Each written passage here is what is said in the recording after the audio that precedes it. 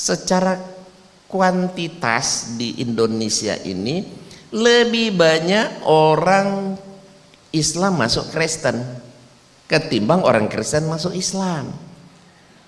Secara kualitas memang kita lebih baik, artinya orang Kristen yang masuk Islam itu walaupun tidak banyak tapi yang pintar-pintar, tapi kuantitas dia lebih banyak. Kenapa?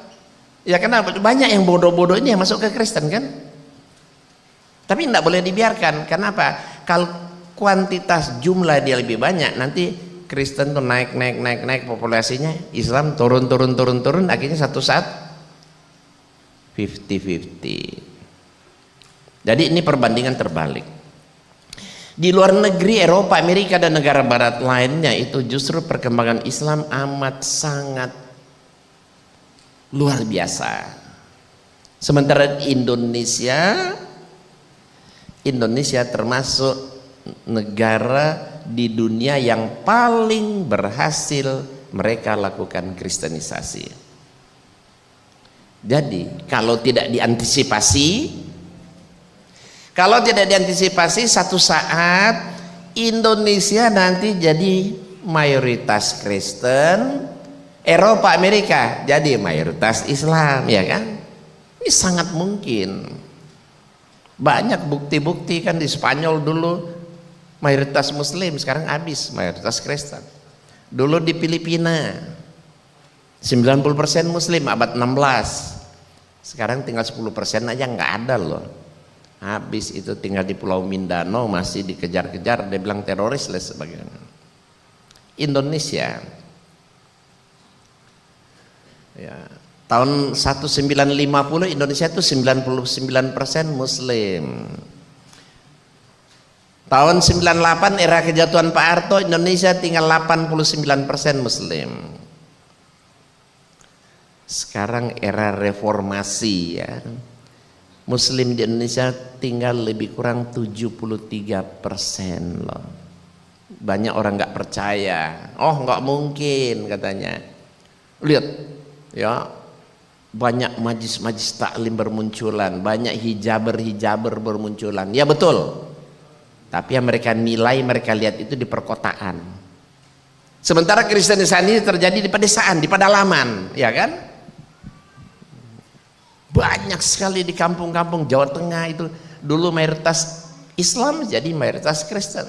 Ketika saya dakwah di Jawa Tengah sangat luar biasa. Ada satu kampung tinggal satu kakak yang Muslim, ada tinggal 4, tinggal 7 pada masuk Kristen.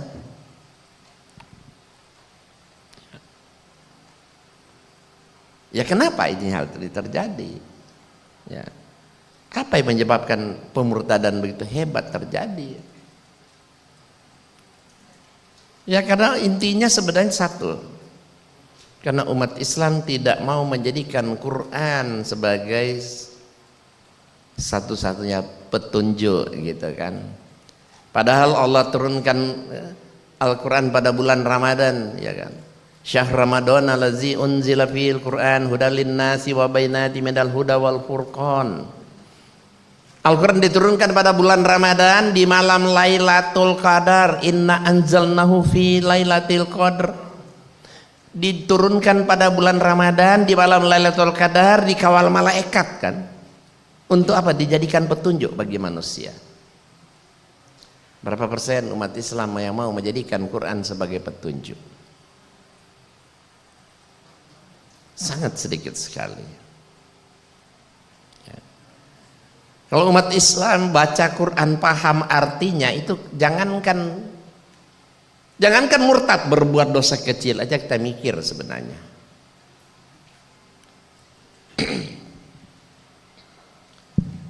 Hadirin, kenapa banyak umat Islam mudah dimurtadkan?